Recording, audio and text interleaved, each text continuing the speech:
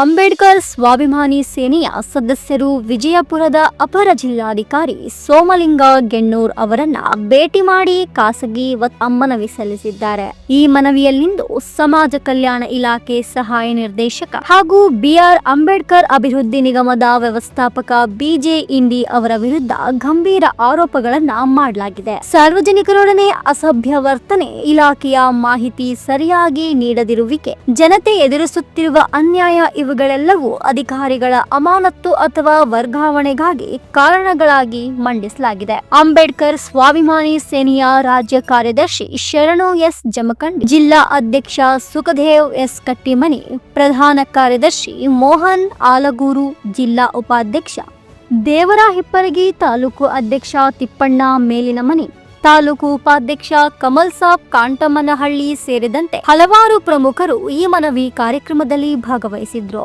ಸಾಮಾನ್ಯ ಜನರೊಂದಿಗೆ ನಡೆಯಬೇಕಾದ ಶಿಷ್ಟತೆಯ ಮಾತು ಇಲ್ಲದೆ ಅಧಿಕಾರಿಗಳು ಅಸಭ್ಯವಾಗಿ ವರ್ತಿಸುತ್ತಾರೆ ಎಂಬ ಆರೋಪಗಳು ಎತ್ತರಕ್ಕೆ ಗೇರಿದಾಗ ಸಾರ್ವಜನಿಕರಿಗೆ ನ್ಯಾಯ ಸಿಗುವುದು ಅನಿವಾರ್ಯ. ಹೆಚ್ಚಾಗಿ ಪ್ರತಿನಿಧಿಗಳ ಗಮನವನ್ನು ಈ ಕಡೆ ಸೆಳೆಯಲು ಈ ಮನವಿ ನಿರ್ಧಾರ ಬಹು ಮುಖ್ಯವಾಗಲಿದೆ. ಈ ಮನವಿಗೆ ಅಧಿಕಾರಿಗಳು ಏನೆಲ್ಲ ಪ್ರತಿಕ್ರಿಯೆ ನೀಡುತ್ತಾರೆ, ಅಮಾನತ್ತು ಆಗುತ್ತದೆಯಾ, ವರ್ಗಾವಣೆ ಸಾಧ್ಯವೇ? ಈ ಎಲ್ಲಾ ಪ್ರಶ್ನೆಗಳಿಗೆ ಉತ್ತರ ಕಾದು ನೋಡಬೇಕಾಗಿದೆ. ಬ್ಯೂರೋ ರಿಪೋರ್ಟ್, ರಮೇಶ್ ದಲ್ಲಾಳಿ, ಚಾಲುಕ್ಯ ಟೈಮ್ಸ್, ವಿಜಯಪುರ.